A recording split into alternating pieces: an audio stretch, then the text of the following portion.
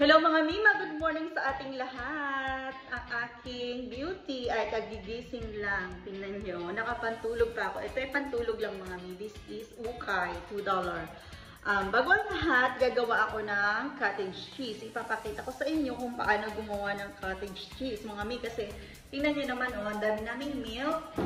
Ayan, fresh milk yan. Kaya naisipan kong gumawa ng cottage cheese mga Mi.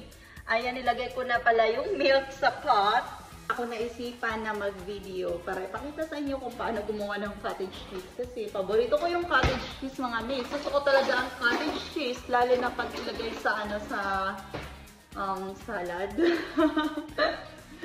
Ayan, ang aking milk. Bring to boil lang yan siya mga Mi. Walang ibang halo. Milk pa lang yan.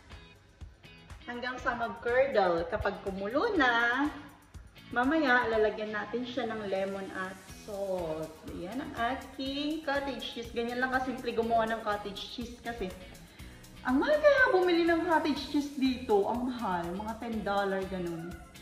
Tapos maliit lang. So gagawa na lang ako. Since marami kaming milk, si Jessie kasi ay nainom ng milk. Ito yung milk niya. Nainom kasi siya ng milk every morning. Eh na nga si Jessie, nag-inom na siya ng milk niya. Tingnan natin, i-check natin si Jessie. Ayun, si Jessie ay nag-aalmusal si Jessie. Mag-say good morning ka naman to everyone. Say good morning, Jessie. Say good morning. Ang kinakain ni Jessie ay peanut butter. Bread with peanut butter. At saka ito yung milk niya. Ubus na. Mahilig si Jessie sa milk mga Mi. Kaya ang dami namin binibiling milk.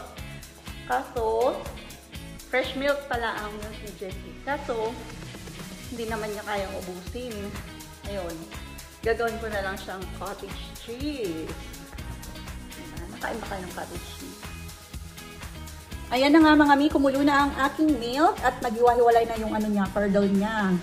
Ayan, pinatay ko na yung apoy. Pagkakulo niya, pinatay ko na yung apoy at saka lalagyan ko ng lemon at asin. Ayan, asin ko at ang lemon. Teka lang, buksan ko lang yung aking lemon.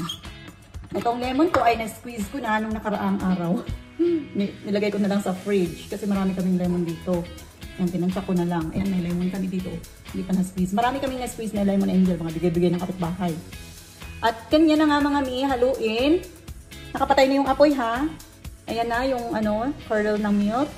Yan na yung magiging cottage cheese natin.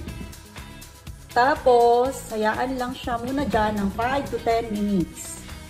Ayan mga Mi, so since 10 minutes na siya nag-rest, yung milk ko na pinakuluan, na may nilagay na lemon at salt, ayan, i-strain na natin siya mga Mi gamit itong strainer ko at tela ko, malinis na tela, para ma-separate natin yung curdle ng milk kasi yun ang magiging cottage cheese natin.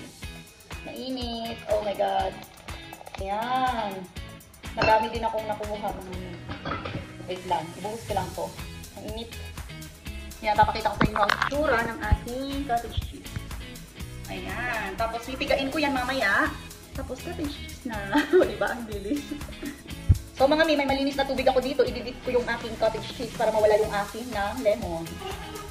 Ayan. Para mahugasan na din, mawala yung lasa ng lemon na maasin. At pigain ng maayos. Nalinis ang aking tela mga Mi. Ayan na mga Mi, ito na yung ating cottage cheese. Piniga ko siya na maayos pero huwag naman daw masyadong tuyong-tuyo kasi mas maganda pa rin yung cottage cheese na may moisture siya ng konti. Ayan. Look at that. Ito na nakagawa na ako ng cottage cheese. Lalagyan na lang ng konting asin kung siyempre kasi binanlawan natin yung kanina so nawala na yung lasa ng asin para may konting alat. At ito na yung ating cottage cheese. Ito na mga Mi ang ating final result ng aking cottage cheese. Ayan, ang sarap nito. May panghalo na ako sa aking salad mamaya.